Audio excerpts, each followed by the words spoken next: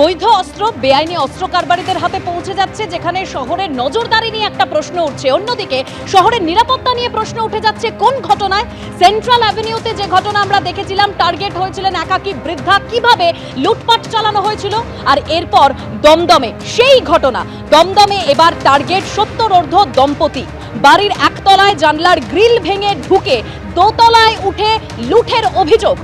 লুটপাট 7 জনের ডাকাত দলের। দমদম পুরসভার 7 নম্বর ওয়ার্ডের নলতা স্কুলবাড়ি রোড এলাকার ঘটনা। 70 দম্পতির ছেলে কর্মসূত্রে মহারাষ্ট্রে থাকেন। 75 বছরের গৃহকর্তা পক্ষাঘাতগ্রস্ত। গতকাল রাত 2টো নাগাদ বাড়িতে হানা দেয় ডাকাত দল। ভাড়াটে না থাকার সুযোগে একতলার জানলার গ্রিল কেটে ভিতরে ঢুকে যায় তারা। এরপর গৃহকর্ত্রীর গলায় ছুরি ঠেকিয়ে মুখ চেপে ধরে খুনের হুমকি দিয়ে তারা লুটপাট চালায়। আলমারি ভেঙে সর্বস্ব লুট করে ডাকাতরা পালিয়ে যায় বলেই অভিযোগ। সিসি ক্যামেরায় ধরা পড়েছে হেলমেট পরা ডাকাতদের বাড়িতে ঢোকার ছবি। সেই ছবি আপনাদের সামনে রেখেছি।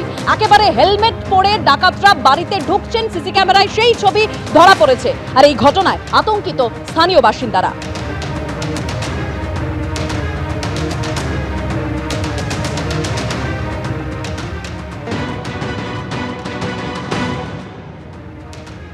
এই যে দেখা যাচ্ছে যে গ্রিল, সেই গ্রিলটি ভেঙে তারপরে এই বাড়ির ভিতর প্রবেশ করে ওই দুষ্কৃতী দল এবং তারপর ঘরে গিয়ে অবাধে লুটপাট চালায়। কিন্তু এখন প্রশ্ন হচ্ছে, এই যে ভাড়াটে এই ঘরে থাকতেন, গতকাল রাতে অপারেশনের সময় এই ভাড়াটে এই ঘরে ছিলেন না, সেই তথ্য দুষ্কৃতীরা কিভাবে পেল? এবং সবথেকে বড় কথা, এই বৃদ্ধা যে বাড়িতে একা থাকেন এবং তাদের কাছ থেকে কী পাওয়া যেতে পারে, সেই তথ্যই বা ওই দুষ্কৃতীদের হাতে গেল কী করে? এই সব প্রশ্নই কিন্তু ভাবাচ্ছে তদন্তকারীদের। আর সেই কারণেই পুলিশ এই বাড়ির যারা ভাড়াটে তাদেরকে যেমন জিজ্ঞাসাবাদ করছে, তার পাশাপাশি প্রতিবেশীদেরও জিজ্ঞাসাবাদ করা হচ্ছে এবং এই বাড়িতে যাদের আসা যাওয়া ছিল প্রত্যেককেই জিজ্ঞাসাবাদ করা হচ্ছে। সেন্ট্রাল এভিনিউর ঘটনায় কলকাতার পুলিশ কমিশনার জানিয়েছিলেন যে পুলিশ সন্দেহ করছে পরিচিত কেউ এর নেপথ্যে রয়েছে, যারা দুষ্কৃতীদের কাছে সমস্ত তথ্য সরবরাহ করেছে। এবং দমদমের ঘটনার ক্ষেত্রেও কিন্তু সেই সম্ভাবনাই বারবার দাঁড়া বাঁধতে শুরু করছে। তদন্তকারীরা মনে করছেন যে এই সমস্ত তথ্য, অর্থাৎ কোন পথ দিয়ে বাড়িতে ঢুকতে হবে এবং কোন পথ দিয়ে বেরোতে হবে এবং বৃদ্ধ দম্পতির কাছে কী আছে, সেই সমস্ত তথ্য ওই দুষ্কৃতীদের হাতে আগে থেকেই ছিল, যে কারণে তারা অত্যন্ত সূক্ষ্মভাবেই অপারেশন চালিয়ে এখান থেকে বেরিয়ে যায়। কিন্তু গোটা এলাকার সিসি ক্যামেরার ফুটেজ পুলিশ সংগ্রহ করছে এবং এই দুষ্কৃতীরা কোথা থেকে এসেছিল, কোথায় এসে সংঘবদ্ধ হয়েছিল এবং তারপরে সেই অপারেশন চালালো, সমস্ত তথ্যই তারা জানার চেষ্টা করছে। কিন্তু এখন এই ঘটনায় স্বাভাবিকভাবেই এলাকার মানুষরা কিন্তু আতঙ্কে রয়েছেন এবং পুলিশের ভূমিকা নিয়ে প্রশ্ন উঠতে শুরু করছে।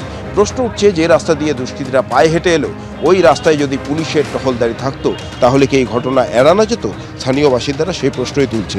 যদিও পুলিশের দাবি তারা সমস্ত দিক খতিয়ে দেখছেন এবং এই ঘটনা নেপথ্যে কারা কারা রয়েছেন তাদের চিহ্নিত করার চেষ্টা চলছে। ক্যামেরা দীপ্তেন্দু চক্রবর্তীর সঙ্গে ব্রতদীপ ভট্টাচার্য, এবিপি আনন্দ, দমদম। দমদমের যে ঘটনা ঘটেছে সেই ঘটনার পর আতঙ্কিত স্থানীয় বাসিন্দারা। আমরা সেন্ট্রাল অ্যাভিনিউর ঘটনা দেখেছিলাম, কিভাবে টার্গেট হয়েছিলেন একাকী বৃদ্ধা, কিভাবে লুটপাট চালানো হয়েছিল।